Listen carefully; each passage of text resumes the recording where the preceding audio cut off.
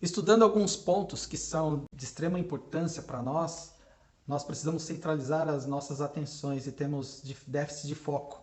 Nosso foco ele é muitas vezes dividido, hoje entre a casa, a família, a alimentação, e uma pergunta que a gente sempre precisa se fazer: o meu trabalho atrapalha a minha casa ou a minha casa atrapalha o meu trabalho? Né? Sabe aquela propaganda da bolacha? Porque vende mais? Porque está sempre fresquinho, ou está sempre fresquinho porque sempre vende mais? Mais ou menos isso. Agora, como que nós vamos ambientalizar tudo isso, contextualizar meu trabalho dentro da minha casa no próprio trabalho? São questões a serem resolvidas e por nós mesmos. É claro que hoje temos muitas dicas, mas se a gente não aprofundar e parar para discutir isso alguns minutos, as dicas podem ser que elas não serão eficazes. Então, a gente tem bastante coisa para falar sobre o nosso foco, sobre o que acontece conosco, dentro da nossa casa ou dentro do espaço cowork, como que a gente otimiza o maior valor que nós temos hoje, e com o home office ganhamos muito isso, que se chama tempo. Tempo é igual a vida. Antigamente tempo era dinheiro, mas não é. Tempo é vida e a gente precisa de vida. Um outro ponto muito importante é a nossa comunicação. Mas a maioria de nós não tinha uma comunicação eficaz dentro das empresas. Quando a gente migra de um sistema presencial para home office, alguns ruídos de comunicação eles se evidenciam. Então, o que acontece? Se a nossa comunicação já não era tão boa, a tendência é que ela se torne pior ainda quando estamos à distância. Então, nós precisamos equilibrar novamente e reaprender o que é a comunicação. A comunicação assertiva, eficaz, que chegue do outro lado de uma maneira a convencer a pessoa que eu estou falando.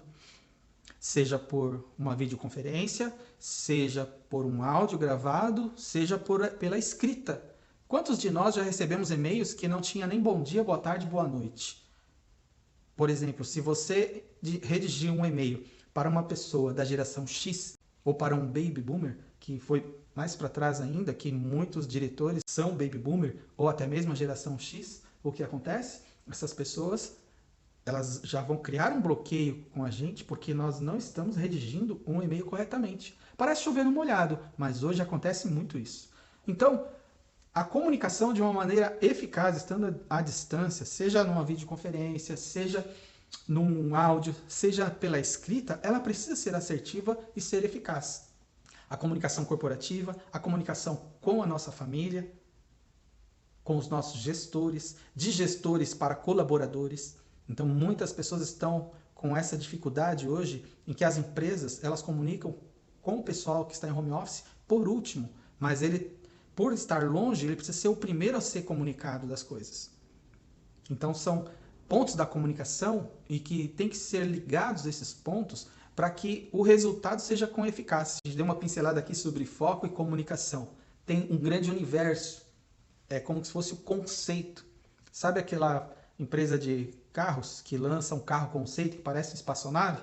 Aquele carro é o carro conceito. Ele não vai para as ruas. A ideia do trabalho remoto do home office, ele é um grande conceito que precisa ser lapidado, explorado e desenvolvido as habilidades necessárias para que seja com eficácia.